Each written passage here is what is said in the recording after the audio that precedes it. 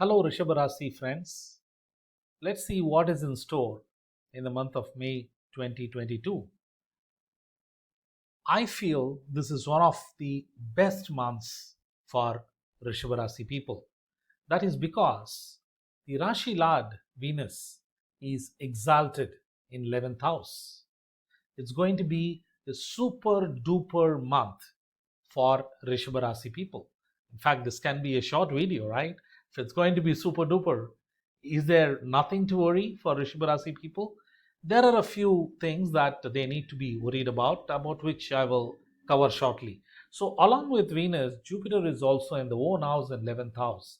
Both these things will ensure that the money flow is very good. Their relationships are good, especially with especially the married life, right? They will see a marked improvement in married life. The relationship with kids is good. By and large, Venus and Jupiter in very strong position will bestow a lot of good things, for Rishabh Rasi people. Okay. That being said, what are the things that they need to take care of?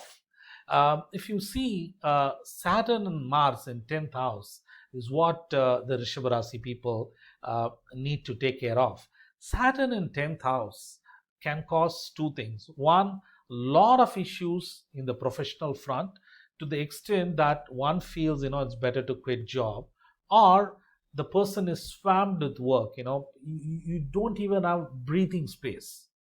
That can happen with Saturn being in 10th house.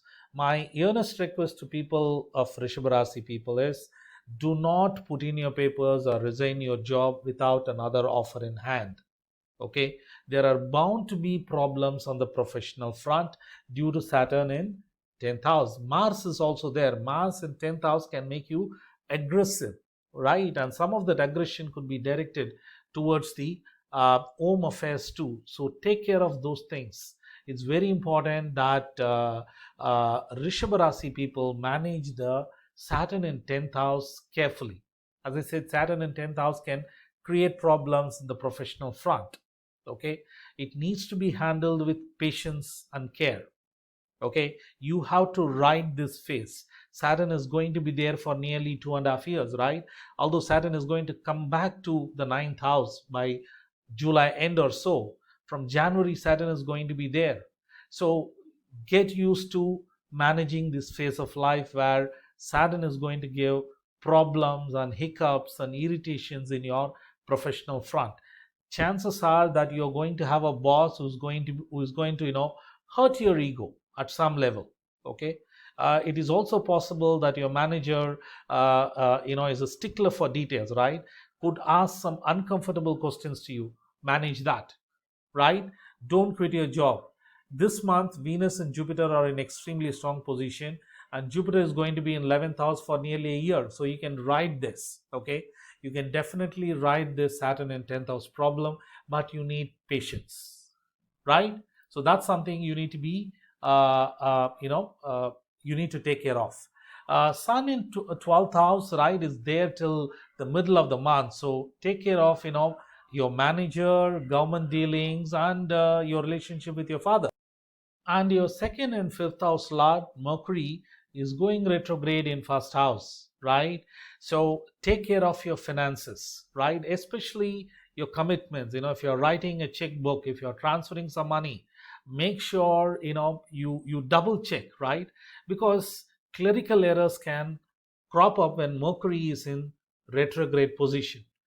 Make sure that you take backup of your important documents, because I have seen that during Mercury retrograde, documents get corrupted or lost. Sometimes they are important documents, right?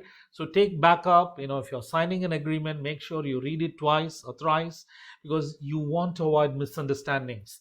Mercury retrograde is a period where misunderstandings will rule. Okay, so ensure, double check important commitments, documents that you sign, important documents that you keep in your laptop and mobile, right? So overall, it's going to be a very good month due to Venus and Jupiter, but there are going to be some issues, right, due to Saturn in 10th house, Mercury going retrograde. Okay, Rahu and Ketu are not going to give you trouble, right? So that's what I wanted to cover for Rishabha Rasi people. Finally, the Chandrashtama days, right? These are days when one can feel confused, uh, irritated, angry, depressed. One can experience a range of emotions, right? If you are a sensitive person, you can feel these emotions. So make sure that you don't take important decisions during this time period, right? Please note that these days differ for different types of Rashi. It is based on transit moon, coming to eighth position from your natal Rashi, right? So these days differ for different Rashi people. May 18th to 20th is for Rishabha Rasi people. So all I'm saying is during these 2 days, don't take important decisions. That's all you need to take care, right? So there's no other restriction, right? Someone can invite you, for a heated discussion. Keep your calm. You can ride these 2 days very easily, right? So that's what I wanted to cover. Wish you the best of luck for a very successful and happy May. Thank you.